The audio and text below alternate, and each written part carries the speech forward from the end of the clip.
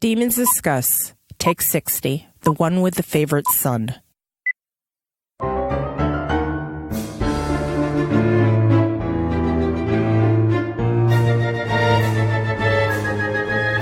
Welcome to Demons Discuss, the unofficial podcast about the All Souls universe and the topics that orbit it. We are your hosts, Angela, Jean, and Valerie. I'm Valerie, and with me is Angela and Jean. Hello. Greetings. And what are we talking about today, Jean? It's one of our very special episodes. We are talking about a character, and this time it's going to be Baldwin. Oh, yay. Be still, you two's art. Yay. Yes. The angel song. Yes. I feel like I have the microphone. So, Valerie, how do you feel about that? I'm fine. I'm gonna pull an Angela. Yes. Okay, I'll wait. Yeah. You can temper us. Although I'm very even keeled today. So as I said to Jean when I was partying with her at Chicago O'Hare after our Wales/UK trip, do not mistake my unenthusiasm for apathy. I'm just very even keeled today. Okay. I mean, I like the guy. He's all right, but is he my honey boo boo? No. But I get it, and I am happy, and this is why I am the one that did this. I am the one that suggested that Take 60. You just wanted to get it over with. Like, let's rip the Band-Aid off and get this done. So, audience, if you don't know, now you're going to know. On the 10s, every 10th episode, we do a character outline, and today is going to be Baldwin. So, yay! Angela and Jean, yay! All right. So here's the part where I say become a patron, because this podcast requires stuff that costs money and we don't want to do ads. And that's all I got. No toothbrushes, no mattresses, no meals in a box. No mattresses. Oh, me undies, that's a thing. Yeah, underwear. That's not supposed to pinch or bind and breathe with you. Oh my. Yeah. So, Angela, why should people become a patron? Why? Because there are various levels. You get various rewards at those different levels. So starting at $2, you can get our after show, which is produced on our off week. So when it's not the public show, you get the after show, and that's for patrons only. $2. $2. Yes. $2. We also have $1 an episode. Yes. A quarterly drawing for all patrons. So regardless of the reward level, you get entered into a quarterly drawing. You can win a prize of our choosing. And we draw that right on the show. Yes. So you get to hear us bumble through. Drum roll, number. Oh my God, we're lost. Ditch. But there's various swag at all the different levels. So the higher you go, the better it gets. And of course, our appreciation is for all levels of patrons. So if you're interested in becoming a patron, go to patreon.com/Demons Discuss. And let's just dive into our Baldwin talk. So I hand the microphones over to you two, and I will chime in when I feel I need to. So go ahead. Go for it. I have to say, in The Discovery of Witches, I was smitten. I was infatuated with Matthew. And then I didn't know he had an older brother that I would immediately ditch Matthew for. I mean, Matthew's, of course, has an honorary place in my heart. But his description from the moment that he was stomping on the floor at Satur, and his description of Made in Roman Times and the whole kit and caboodle, I was like, this is my guy. I had a affinity for him immediately. Here's what got me. I'm like, I called Baldwin. He's better at this than you are. I'm like, I want this guy. Yes. You didn't even know you wanted him. And then he busts through the door. I'm like, when Isabel goes, he's better at this than you are. I'm like, oh, thank you, God. Thank you. My prayers are answered. Someone clean up the mess. It's true. At this time, you were both seriously in love with Matthew. Yeah. And I was just warming up to him at this point. Here comes the fucking ginger. Hello. Yes, yes. Hot ginger vampire was born in their heads. Yes. Yep. Well, yep. I blame Michael Fassbender for that too. But Yeah, absolutely. That GQ cover was not long after I first read about Baldwin. Like, yep, that's him. yeah, and that Hollywood Reporter photo layout with the spooky candles for October. Mm-hmm. All right. So explain to our audience who may not understand why we're bringing up Michael Fassbender at this point. Because this started 7 years ago, 8 years ago? Almost 8. Yeah. Yeah, 8 years ago when it wasn't even fantasy casting. Yeah. Because there was no thought of ever there being a show. Yes. There was a option for a movie by Warner Brothers at this point. And that's Not even. Not even? No. Not even. Oh, okay. Right. This was right around the time Sun came out because I don't think she announced the option. The option was at after. the end of Discovery of Witches. Yeah. I think it had there was an option. It just hadn't expired yet. So they were, David Auburn was doing the screenplay, I think, at that moment. Yes. So it was just kind of a twinkle in someone's eye that was fading out at this point, but we didn't know it. Yeah.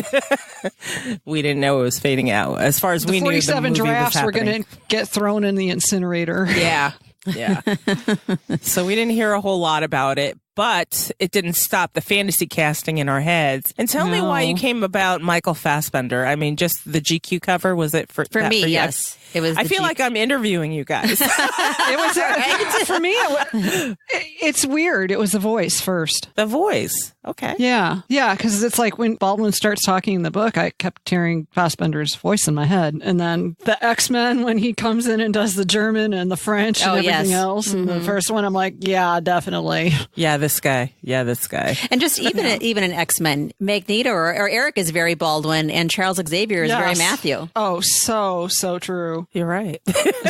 especially in the first one that Kenneth Branagh directed. Yes, for sure. Yeah, so we were cross-pollinating in our heads as we're reading chapter 30. So there's that. I will put that video that we did way back then that you did, Jean, in the show notes. The music's good. The music's great. Very good. I don't know if that one's still up. Or did it get a takedown notice? No, it didn't. No, it's still hanging out. Okay. I'll put a link so you guys can Tristan, see. we love you too. Oh yeah. Yes. We'll get to TV. We'll get to Well, I know. I just don't want. He's not going to cry. Hurt. I don't think. No, he'll burn our shirt. That would be bad. Oh my goodness! All right, so when he stopped in the scene and just like busted in, and you were like, "Oh, who's this guy?" Right? Hello. Yes. Hey, baby. There goes the eyebrows. Hey, baby.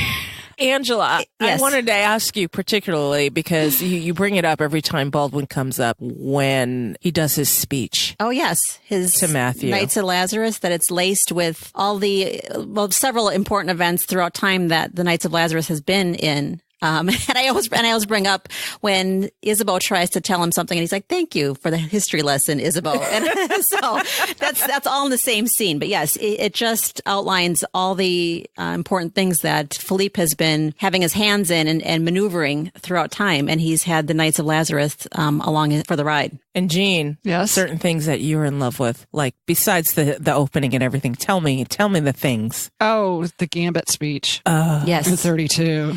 Yeah. Don't wait your turn like a good girl. Right. It's so tactician. Oh. I mean, I am drawn to just the impatience of him. I mean, the eye rolling The that I frustration. imagine. Yes, the frustration. I feel you. I see you, Baldwin. I've lived these feelings with you, and I've lived these feelings before you, and Yes. I will probably live them again. So I like to think, I mean, okay, you know my Pierre, he can do no wrong. It doesn't matter. And I feel that way with certain listeners too. Like, you can do no wrong. You kicked a dog. Well, you must have a good reason for doing that, you know? Yes. And I like to think that I'm not that way with Baldwin, that I don't give him a pass just because, but I think there's some bias because I relate personally to him. Like I said, we didn't really know it. We did the personality episode with Marcus, and we did some characters too, and Baldwin was one of them, and he was the executive, which I'm the executive too. But just going further, that's under the Sentinel category. So it's very fitting that Sentinel, a soldier or a guard who would stand or keep watch. And that's absolutely 100% what Baldwin is. Wasn't The it the Rook. same as Isabeau as well? Yes. So, Which is probably why they get along like oil and water. yeah. Right. Because they both looking to fix things and I mean, they might have different ideas and clash. I think a lot of times I am Baldwin. I just am. So I don't know if that's Probably a function of your career. I think so. It's like I don't have time to fuck around. Let's, And you've got young, dumb pilots who need some heads knocked together.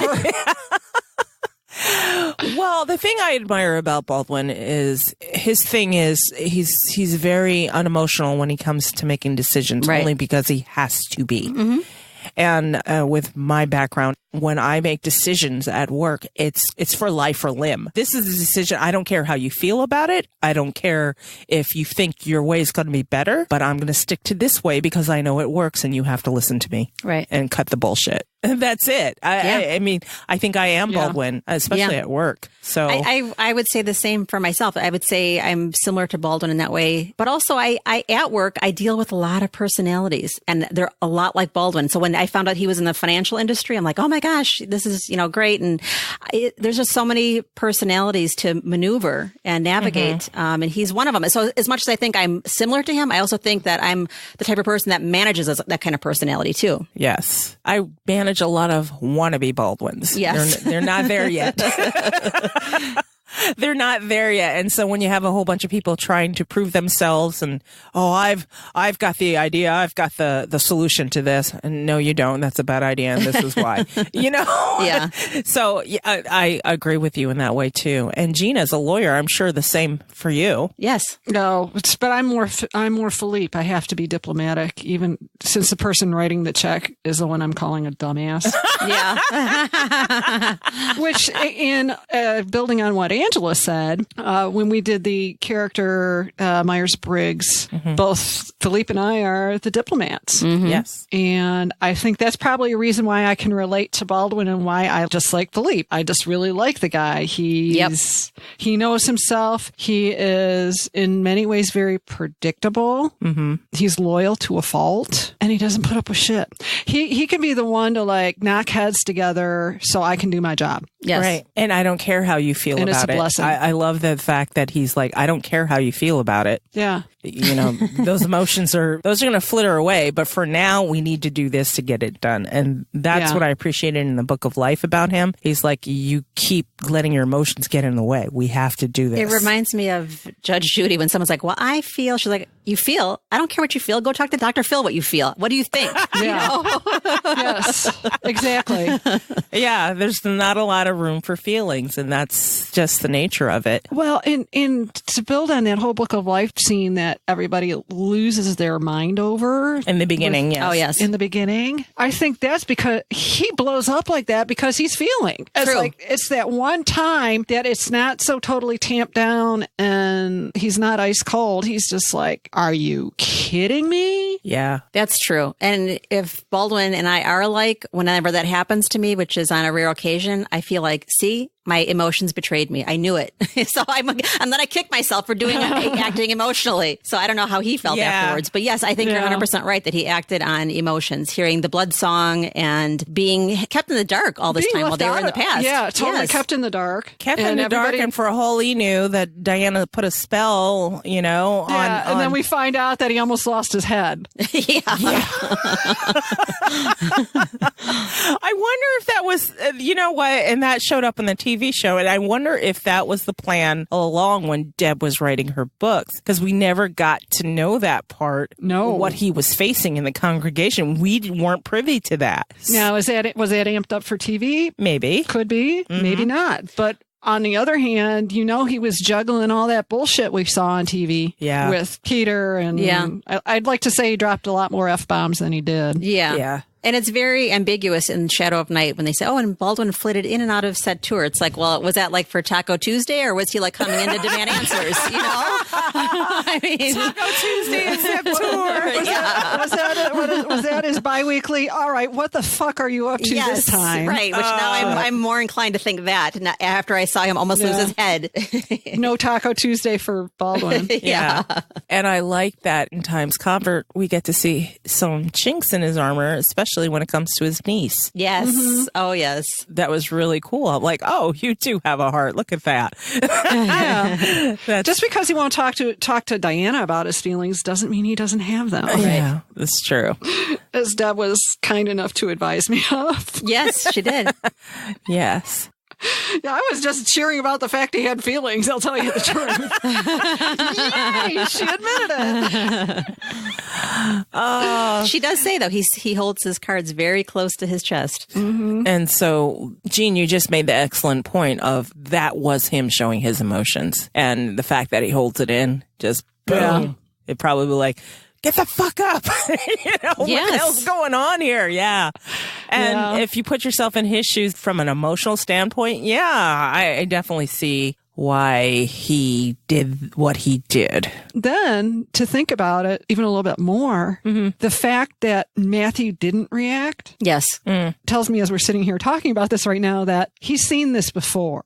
Right. Also, Book of Life, when Diana had Baldwin tied up in Gallaglas's house after he had disciplined Jack. And Matthew didn't flinch at that either. It's like, this is how we do things. This is, if I am to sire a clan, then I'm going to have to do the same thing. I'm going to have to do the same thing. Yeah, exactly that. So, yeah. Matthew showing empathy for Baldwin. And then I love that other scene where she tied them all up. Yeah. That was the best. That was... all the de Clermont men and Fernando was like laughing about the whole thing.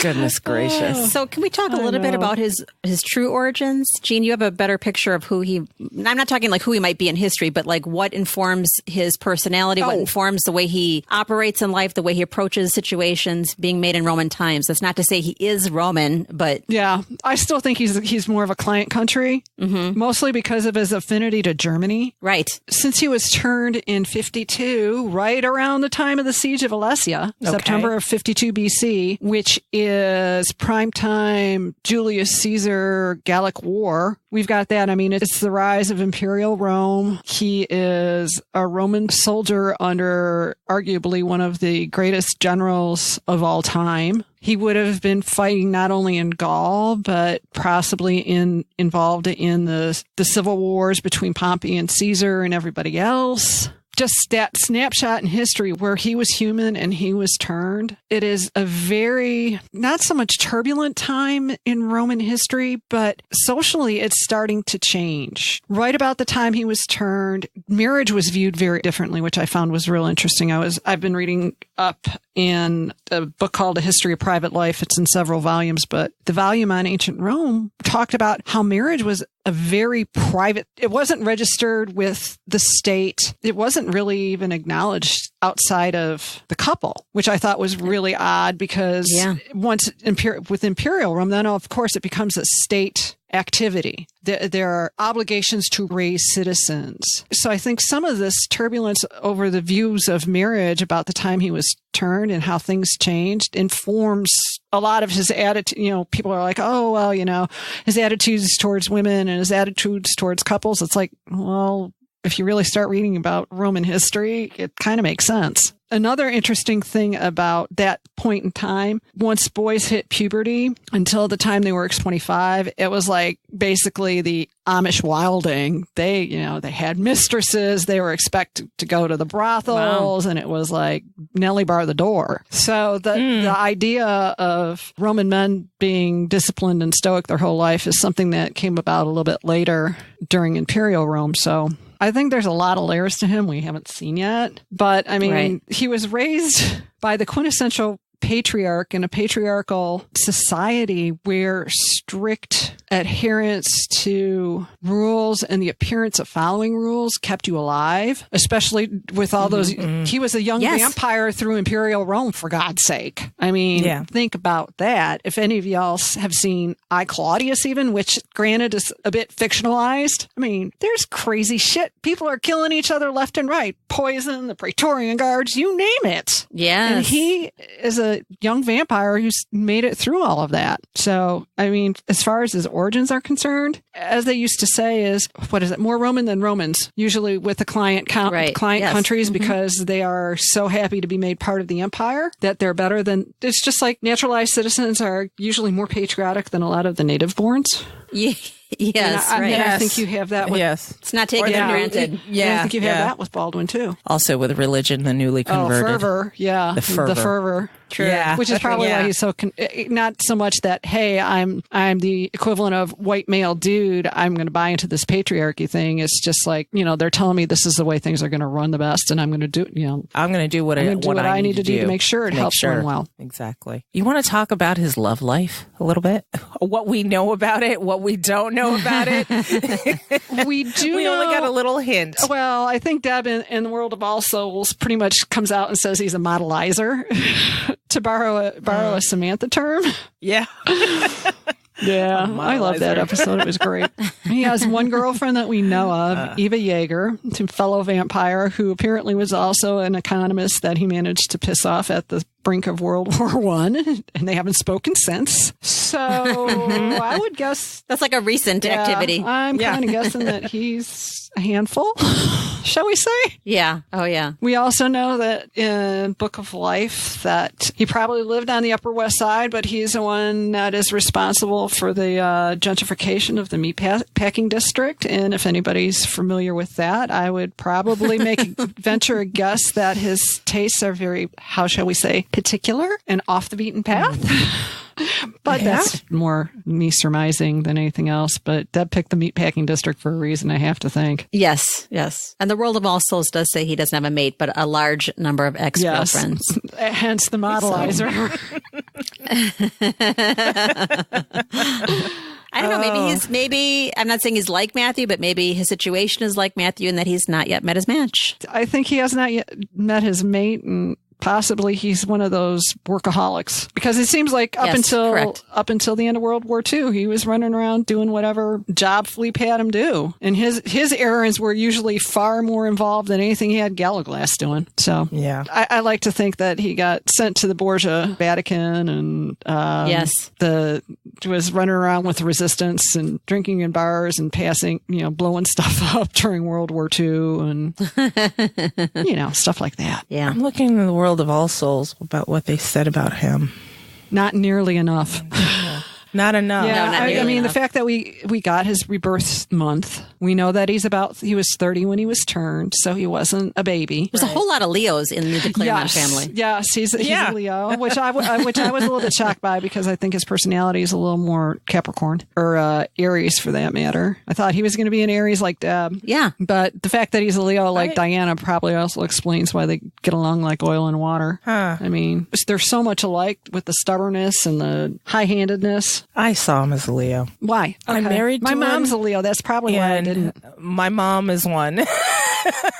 My mom is one, and a lot of that is there. I just had another fire sign. I didn't think Leo. Yeah. I did see Leo. I don't know. I mean, they're different types, and I'm married to one, and my mother was one, and there are two different types of Leos, but I definitely see kind of the same traits in there. They didn't say a whole lot. I'm looking through his profile. It says Baldwin's relationship with Matthew is especially difficult, as the two men are very different in temperament. Okay, we knew that. Baldwin is impatient with Matthew's intellectual side and wishes he would just give up the scientific work and be the lethal killer that is so useful to have in the family. He openly disapproves of Matthew's taste in friends, especially his stepbrother's propensity to befriend demons and share family secrets with them. Which kind of doesn't make sense, considering Baldwin seems fairly friendly with Hamish. Maybe that's after the fact. Maybe that's while Matthew and Diana were gone. Yeah. I don't know. I don't know if they were friendly before or maybe it was just after. Because what choice did Baldwin really have? Well, I think they found common ground in the financial markets. Yeah, this is true. Baldwin definitely doesn't like Matthew's relationship with Diana. Given.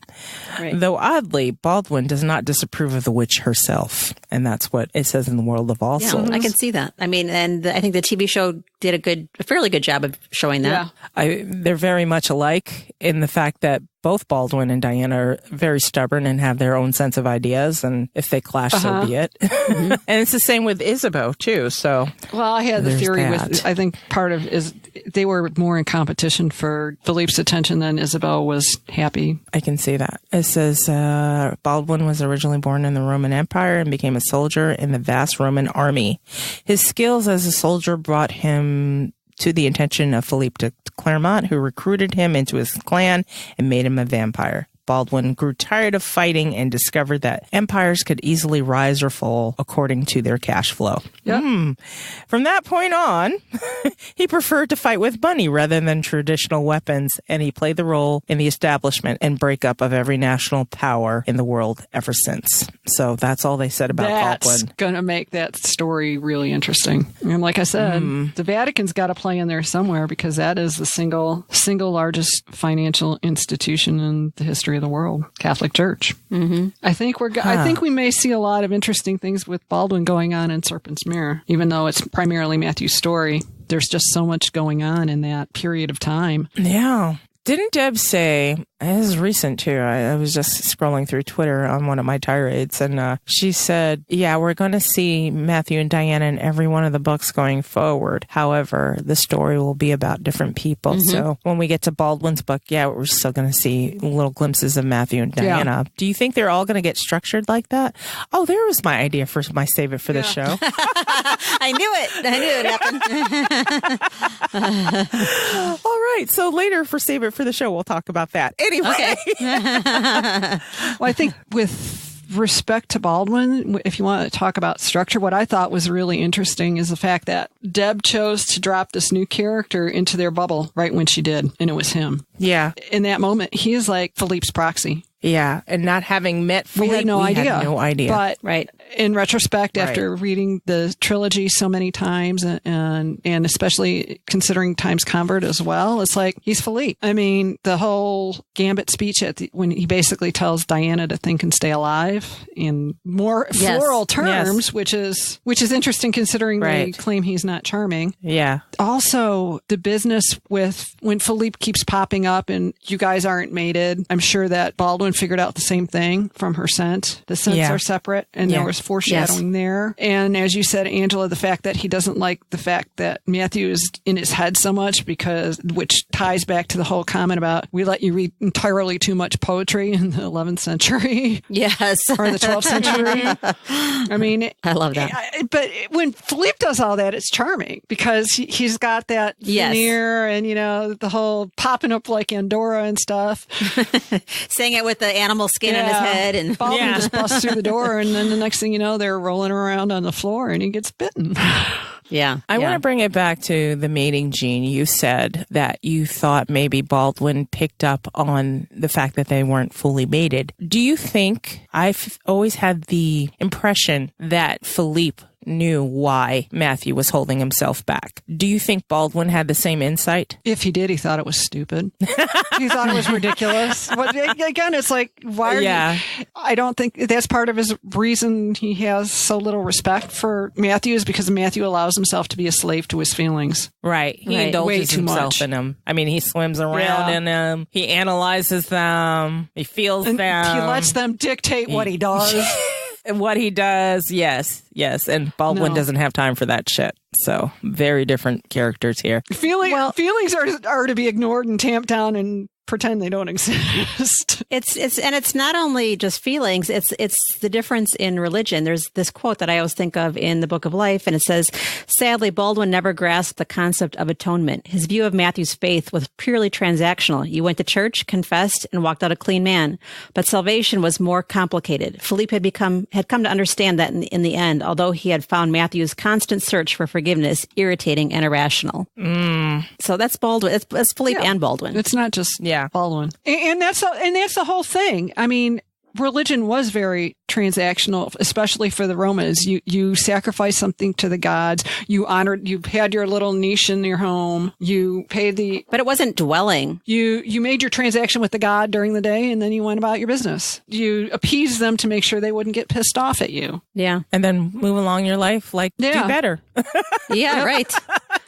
Do better. Well, and that's what Philippe, I think, says in Shadow of Night somewhere. Where he's saying Matthew is always full of ideas, and he's so abstract that he can't have that transaction where he's just forgive and forget. He's just always thinking about it. He can't even accept the forgiveness that his God offers him. The salvation, like you said, the salvation is right. Like he's so busy analyzing it. It's like, dude, God's already forgiven you for this. You've said your Hail Marys. Move on. Right. Yeah. So I'm not alone in thinking that Philippe might have had better insight as far as why Matthew was doing it. I mean, I'm not saying Baldwin didn't, but Baldwin just didn't have the patience for it. I feel like Philippe had the time to think about it, and this is why he's doing it, and this is why I'm going to have to talk him through this, or, you know, like the whole hay barn scene, the whole take him through the paces, and Baldwin just doesn't have time for all of that. Baldwin has time for the strategy, but I don't know that he necessarily understands the psychology that sometimes is involved with it. He's like, yeah, I've got to go from point A to point B, and then from point B to point C in order to reach this goal. Well, that's exactly me. That's why I can be obtuse. I'm like, oh shit, I got from point A to point B and I hurt your feelings. Oops. I'm sorry. I didn't know I did that. Yeah. And I didn't mean it that way. Right. Get over it. Yeah. That too. Well, I even tell Brad sometimes, I'm like, it's not the message, it's your delivery. It sucks sometimes, you know? Yeah. This is how you meant to say it, but it came out like this. Right. So, you know, pay attention to that. To Baldwin's dismay, I don't think Philippe ever spent the time saying, hey, it sounds like this. You may want to say it like that. I think he's kind of not necessarily, you know how you've got that one, there's always that one kid who, they're self-regulating. I don't need to pay attention to that kid until like it's a disaster. You know, you leave them to their own devices too long and then it can turn into a disaster. Yeah. Mm-hmm. That's kind of Baldwin emotionally. I mean, he plucked a guy out. He plucked a guy who probably went into the Roman army at 18 or 19 and then puts him in a situation where he's not always dealing with just other soldiers. When he has to deal with someone outside of that culture, he doesn't have the emotional bandwidth to cajole them along, to motivate them in a way that's not offensive. I mean, I know Deb likes to say that he doesn't have the charm of Philippe, but I think part of it is he just doesn't have the, and I don't want to say empathy either because that's different, but he doesn't have the emotional understanding. He doesn't speak that emotional language. Yes. Mm-hmm. Yeah. His EQ is not as good as, Right. Yes. Thank you. That's the word I was looking for. So let's talk about TV, Baldwin, shall we? Yes, let's. Shall we? Let's do. He pleasantly surprised me because when I first saw his picture, and I know we've discussed this before, that was an unfortunate first shot we got of him. I know. That photographer had an idea that they shot him looking upward, and that's not a good angle for anybody. Trying to make him look imposing, and it's like, oh man, no. And I think they tried to use suits to make him look bulkier than he is, which really did him a disservice because, as we saw at the con, they should have just left it alone. So my initial impression of Tristan Gravel was, I mean, it was just like, I'm like, that's Baldwin? Really? Not how I pictured him.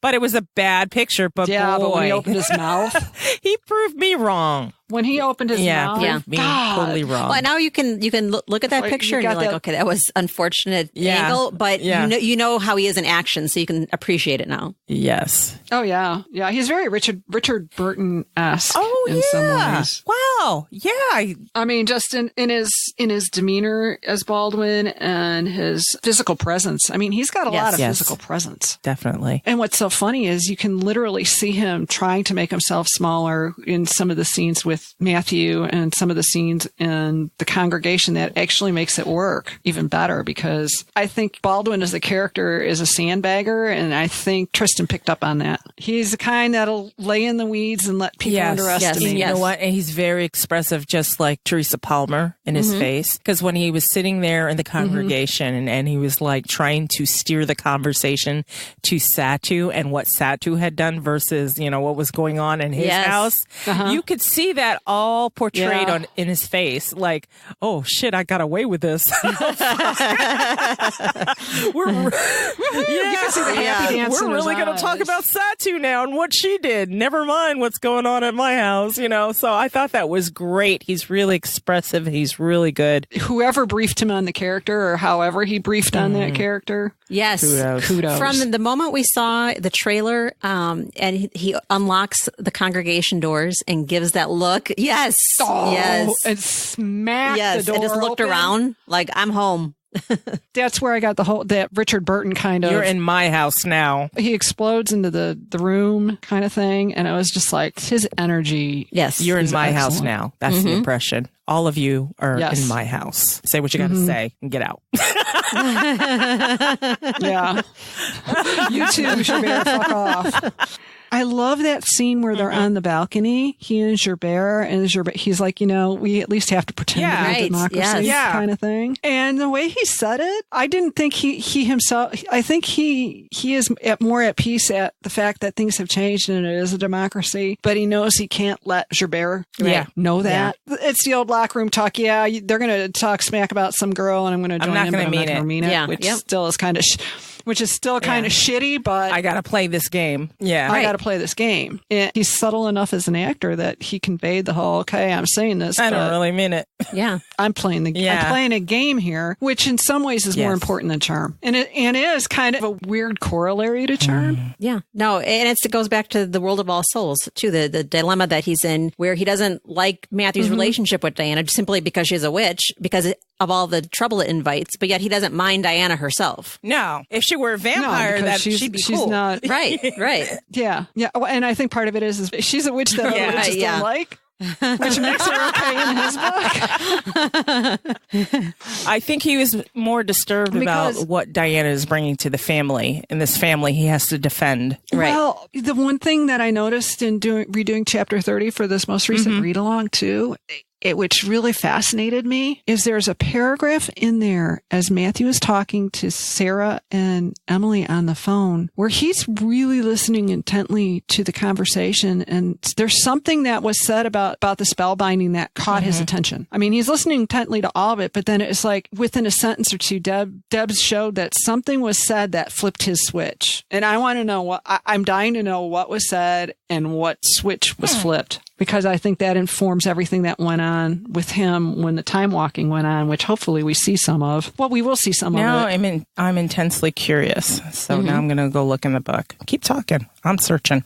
And it was just this one passage that caught my eye, and I'm like, but never really got much of a chance to talk about it. Well, it's interesting how the TV show now brings new perspectives to the book. I mean, I'm not just talking about filling in the gap, but you're like, he said it this way in the book. I wonder if he meant it this way now. Yeah. Right. So it wasn't chapter 30, was it? It was chapter 30. Yes. Okay. Yes. Caller family asked them, as soon as Diana told me she was spending time with a vampire, I wondered if... As Baldwin listened, he narrowed his eyes at Isabel. Her questions, though maddening, had been most illuminating. He uncrossed his arms and reached into his pocket for his phone. He turned away, dialed, and murmured something into it.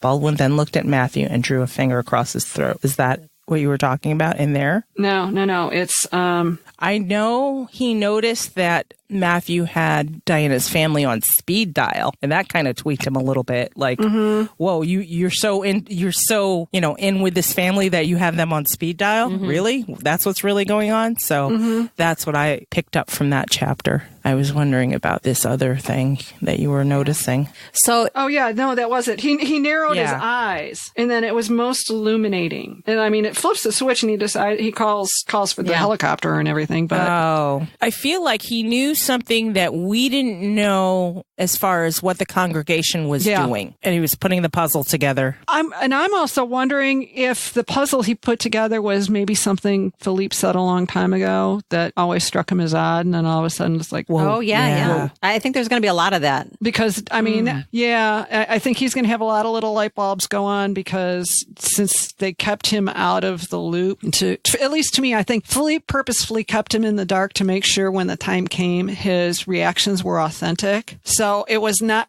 just plausible deniability. It was, no, you really have to like freak out because you're so predictable. I need you to go through all of the predictable reactions. And the best way to guarantee that is to just not tell you anything and let you react because you react like clockwork. Yeah. So who do you think on Baldwin's phone in his contacts is the what now? Isabeau or Matthew? Isabeau.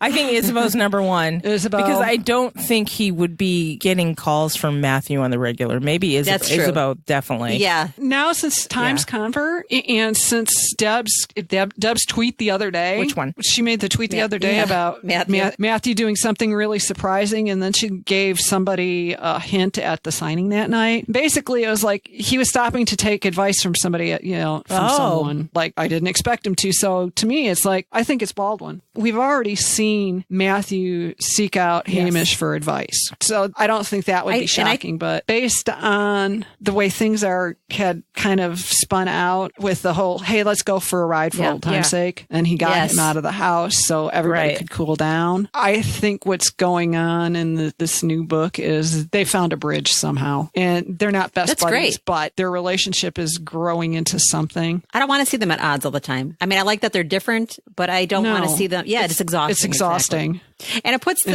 fandom to some degree at odds. They're in turmoil. Oh, God, yeah. Well, I mean, if he still wants to see his niece, he's going to act right. Right, that's true. Oh, yeah. What I've noticed more and more is like I said, the two Leos are so similar that it's like, you guys are both bullheaded. I don't, as Deb said to me, it's like, it's not like Baldwin's going to talk to Diana about his feelings. Well, he's going to talk to Matthew. True. That's who he's going to talk to about his feelings when the time comes. It's weird. Isabeau's a Virgo. I don't see myself as Isabeau at all. To change the subject, I was like thinking Leos and Virgos. Yeah, we've talked about Matthew being a Scorpio now. So, there's that. Yes. Yes, and I own every bit of it. His rebirth, is he a Gemini in his rebirth? Yes, which is why he's an even bigger mess than I am. Oh, gosh, yes. The two most incompatible zodiac signs, and he's the two of them. Yeah. I mean, Gemini is conflict to begin with. Does Gemini get along with anybody? No, Gemini. If there's a discusser, I think Gemini is compatible with Libra, actually. That makes sense because a Libra makes sense. Yeah, it finds a balance no matter what side Gemini is on that day. Right. I can see that. And Gemini's going to be on all sides. Like, I can see that. Oh yeah, I can see that too. Oh yeah. Turn around again. Oh yeah. I only say this because my sister's a Gemini, and I just she's very Gemini, and I'm very Virgo, so that's just very interesting. Yeah. Wow. And one more thing I just glanced down, and as far as that passage we were just talking about with the spellbinding where things click, and then right after that, he is like in total Philippe mode with Matthew. Stop and think. Calm down and think. You need to be smart about this. Yes. He can see where this is going. He's seen this movie before. Yeah. Oh, yeah. He's like, I'm channeling Dad because this is the only thing you're going to listen to. This is when you grab right that now. kid by the collar. No, this way. Look this way. Yes. This is where we're going. Yes. Yeah. So anything else that you can think of on Baldwin before we wrap this up and go on? I want to know what actually prompted him to get on the money side of things. Was it something during the Byzantine Empire? Oh, yeah. Was it when they were involved in Venice? I wonder if Patrick Wyman has any insight in it, since he's talking about capitalism in early Renaissance right now. Maybe just the decline of the Roman Empire. You know? Yeah. I mean, and for someone who is an anti-intellectual per se, the fact that he has found himself so adept when it comes to numbers is really interesting. Yeah. It's funny too. I know people that are good with numbers, but they wouldn't consider themselves intellectual. But see, the funny thing is it's not everybody's like, oh, his strategies. He just turned to leveling countries instead of using weapons, using money, but you still have to have that facility with numbers and patterns and everything else. And it's Hamish not just had. cause and effect either. Oh, if I do this, this will happen. No, there's all these points along the way that you have. Yeah. There's permutations. Yeah. I mean, which is like a battle strategy. You've got, okay, what about this? And what if this You have happens? to have your plan A, what B, about C, that? D, and Z. Yes. You have to have I do all love different to think, plans. though, that he's involved in Tulip Mania.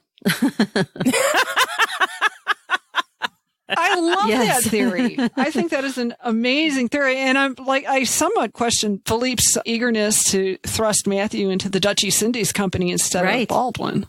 Angela, do you have any last ideas on Baldwin? No, not ideas. Just I can't wait till we get to the Book of Life to really closely examine his role. I mean, the one that comes to mind is always his opener, which everyone detests. Right. I want to get to the last part where he actually is involved in the saving of Matthew and how he propels Diana. And we get to see more of that than we did in Discovery of Witches, how they executed the rescue for Diana. And we get to see a more intricate look into how he plans things when they're executing the search for Matthew. Don't fuck with me, Peter. He swears with such glee. He does. So, going once, going twice. I'm sold. All right. Yep. That segment was brought to you by Moraine Mills. So thank you, Moraine. And we're going to go on to housekeeping, which is brought to us by Zoe Gibson. Thank you, Yay! Zoe. Thank you, Zoe. And thank you, Zoe, for sharing your lovely scrapbook. I love that. That was this morning I saw that. I was like, oh, wow. Yes, isn't it? That touched my great? old school heart to see like a good old fashioned scrapbooking. Yeah. And that we're included in it. Housekeeping. We have a voicemail from Chloe. Hi, demons.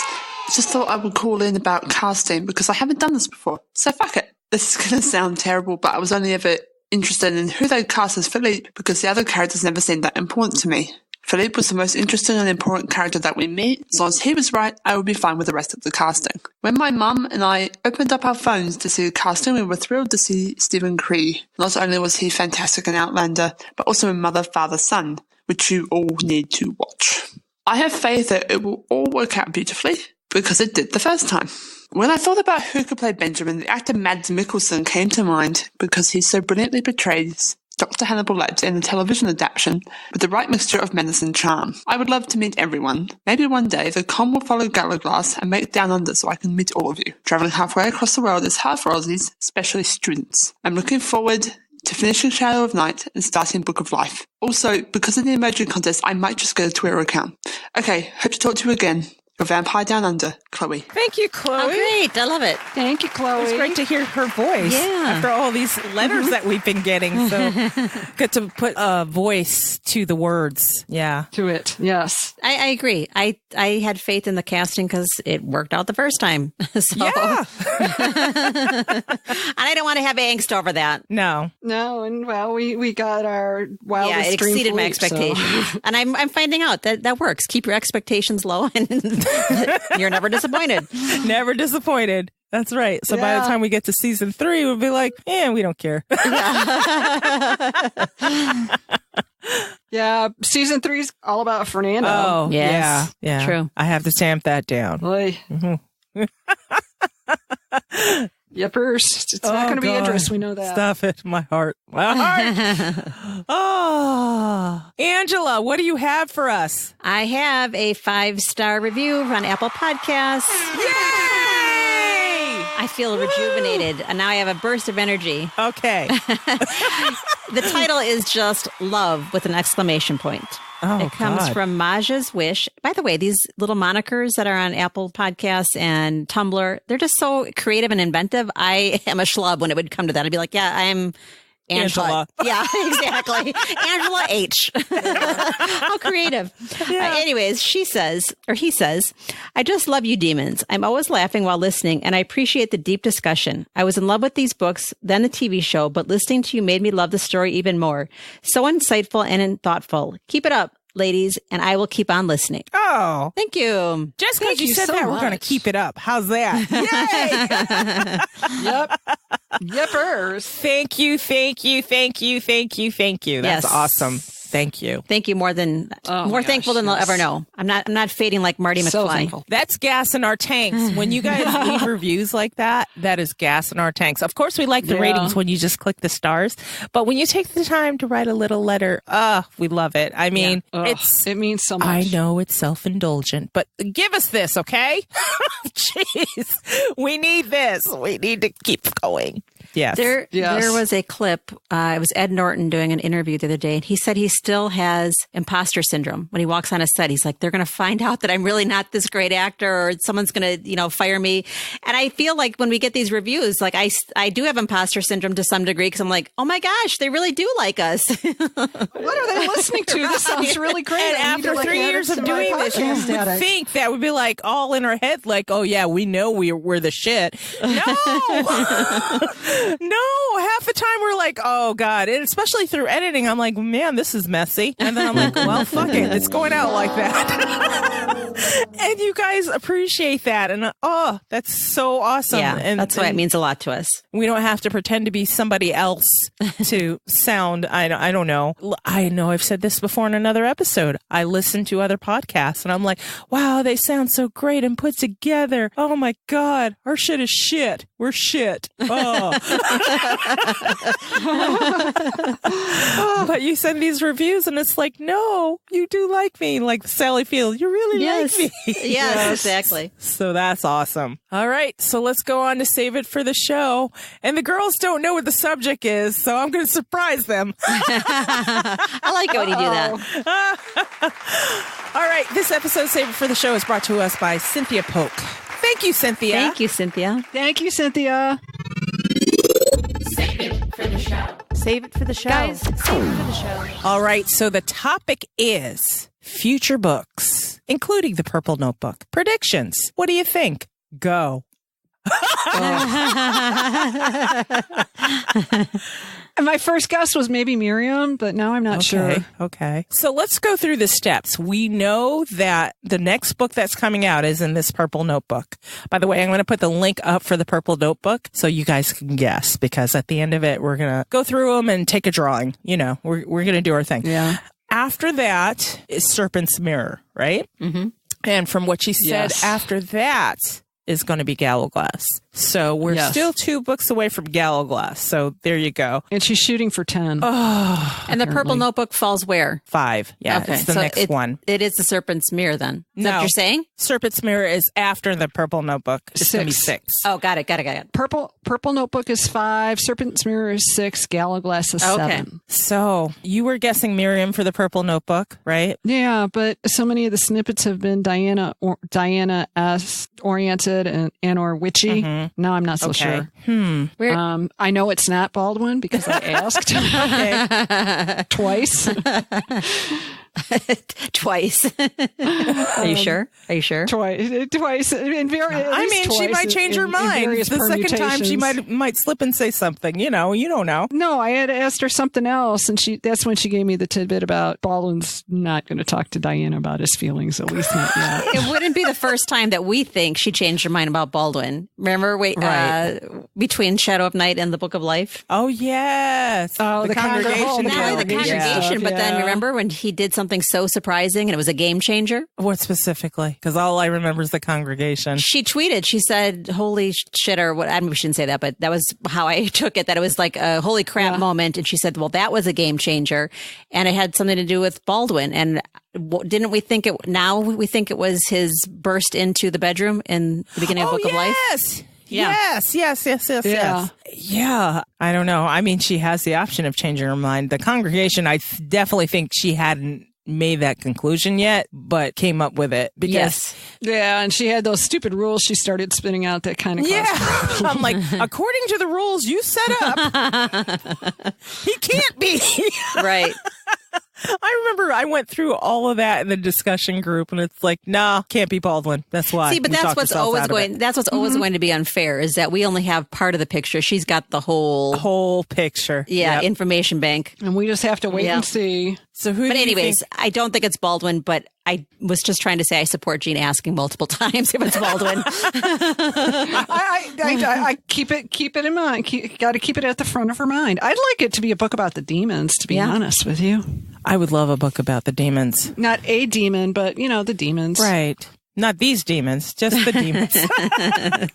I would love a central demon to focus on, like maybe Agatha, since I'm such a fan now. Mm-hmm. And she can bring us through the world of the demons. I would love that because I feel like they don't get a lot of focus. And no. And I mean, look at Times Convert. Yeah. We get Marat.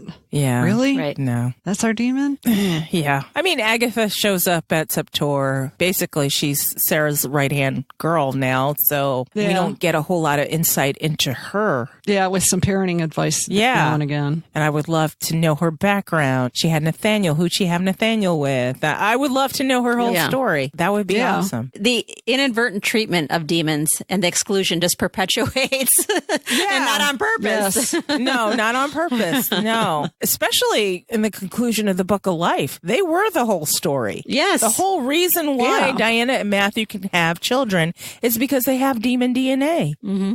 Spoiler alert. Yes. Oh, yeah. So, spoiler. Yeah, sorry. Bye, guys. Sorry. Or the Canadian sorry. Yes. Well, yeah. I would love to see that.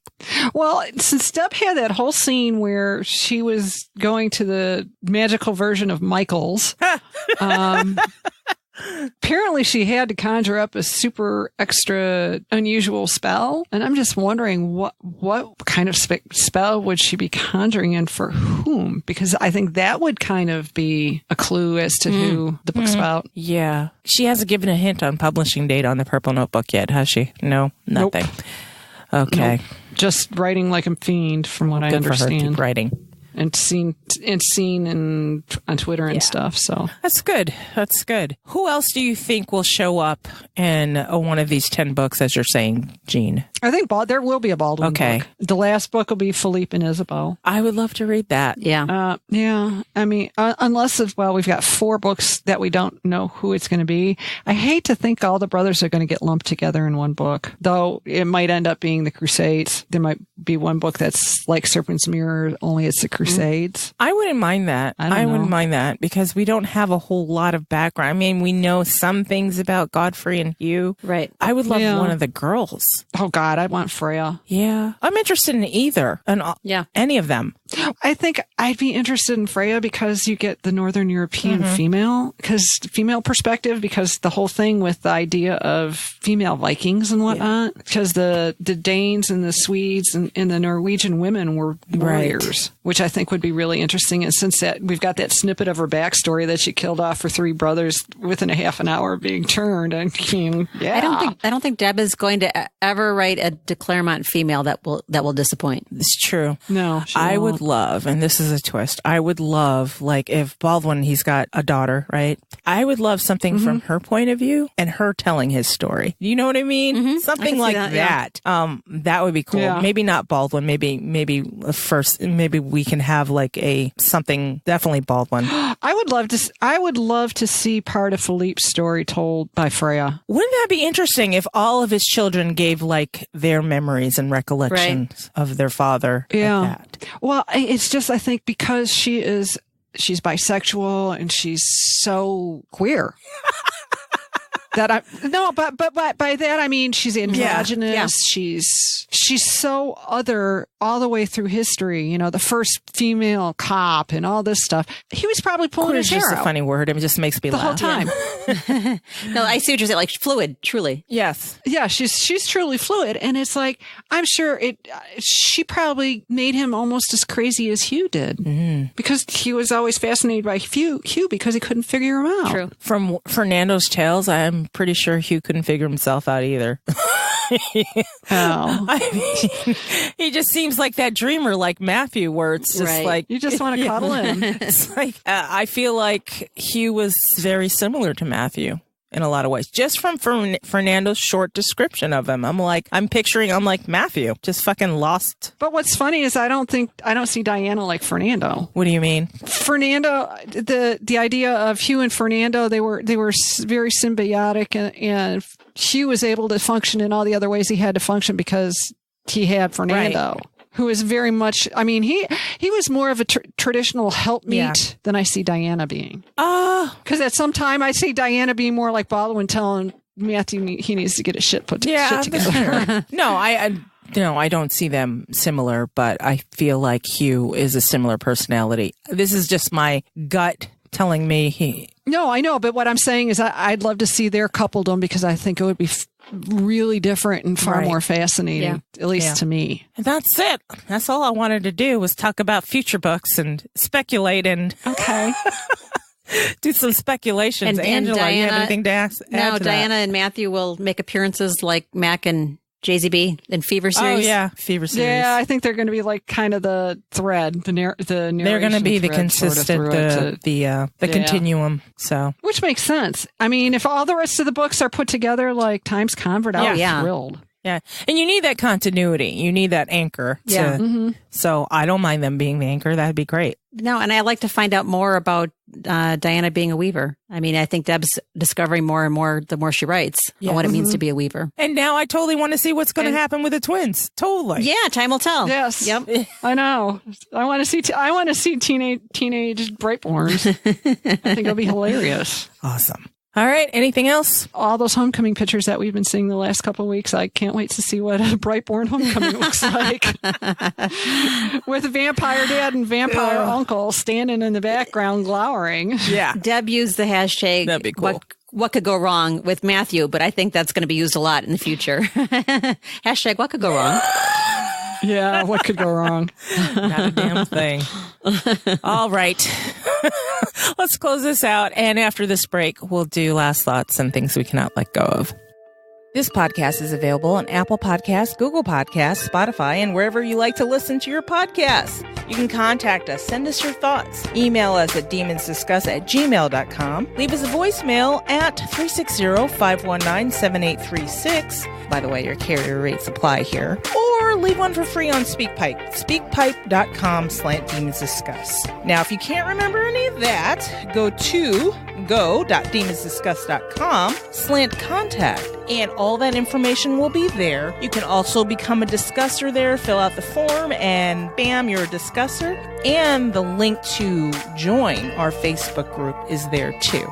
Visit our main site, demonsdomain.com. And if you really feel like deep diving, go to visit.demonsdomain.com/masterpost. And you can read interviews, geek out with Weekly Geeks about All Souls Universe. Read about the characters. Keep that geek flag flying, guys. Do you like what we do? Help us fund what we do. Go to patreon.com/demonsdiscuss. Make sure you follow us on social media. We are on Twitter, Facebook, and Instagram, all at Demons Discuss. If you're liking what you're hearing and you want to tell the world about it, leave us a 5-star review on Apple Podcasts. We love them. We read them. It's wonderful. Also, it keeps Angela alive, and we need her around, okay? Keep Angela alive! Anybody have any last thoughts? My last thought is they started at Mount Solis yesterday. Yes. I'm super excited. Super excited. And explain for our listeners what that is. That is standing in for tours for season 1, and now they're back there for season 2. Yay! And that means Philippe is in the house, literally. I want a picture of him in full dress. God, I want to see him in full drag. Full drag? Yes.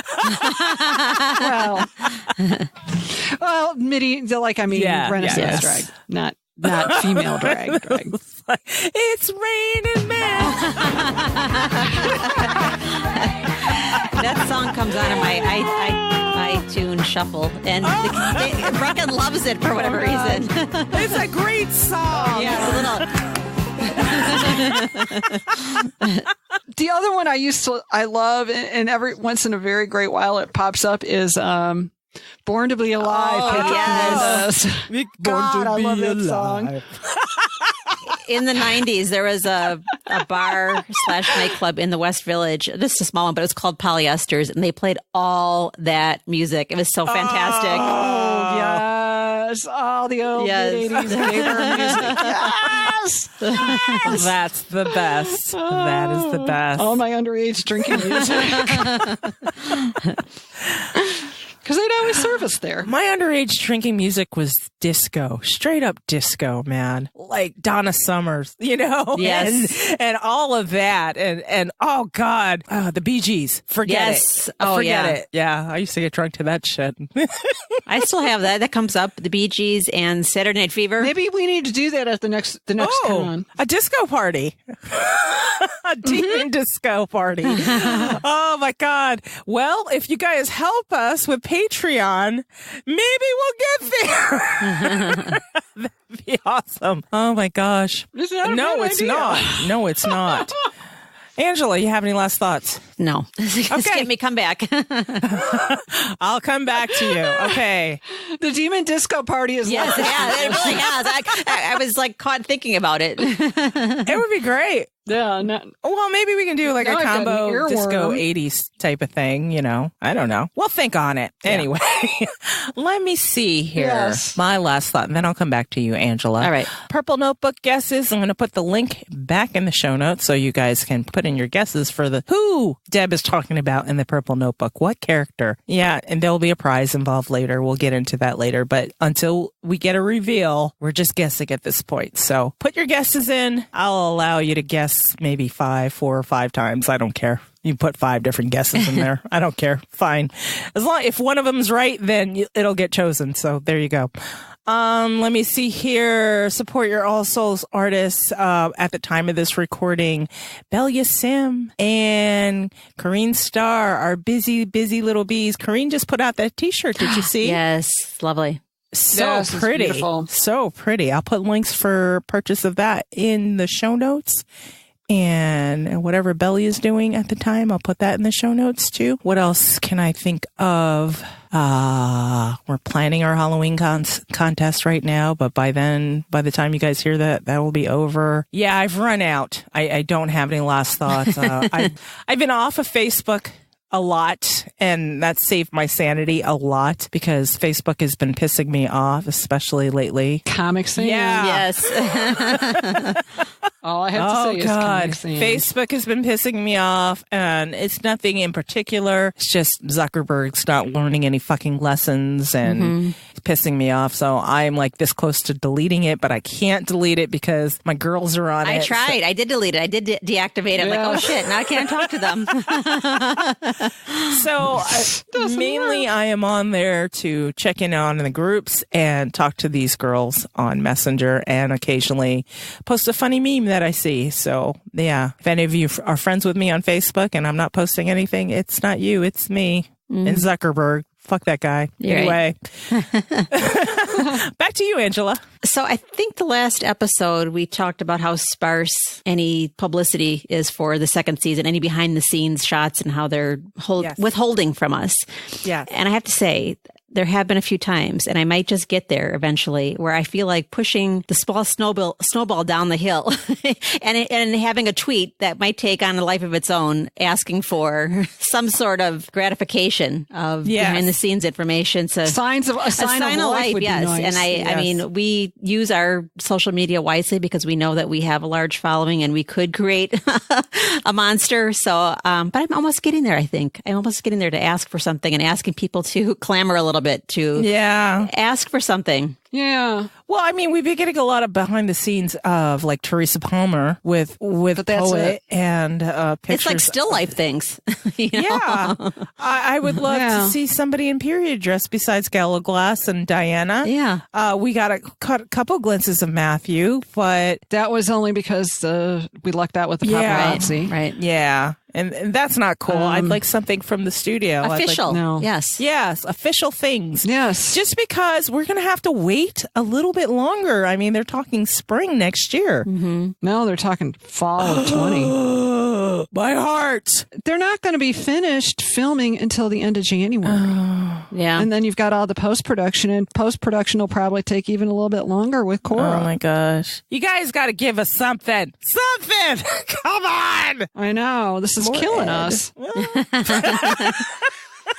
Some Ed. Right, some Ed. Well, we got a little Ed of, him and Phoebe in the car. We got that picture. Man, I want to see Jacob as Benjamin. I really want to see Tom Hughes. All we got to see is like the back of his head. Do you know, though, with when Louisa? did we start really, really getting pictures of them filming? Like the picture of Sarah and Emily by the tree. That was later, but we were getting pictures from when they were filming in Oxford. Yes, true. We were getting a lot of stuff when they were filming in Throw us a Oxford. bone, guys. Just something. Please, come on, IJPR. Have pity on us. Crying here. Oh, gosh. See what I mean? This was the small snowball that I started down the hill. Well, I mean, if we both get on Messenger and say, do it, just do it. Yeah, just Angela, do it. Do it. do it.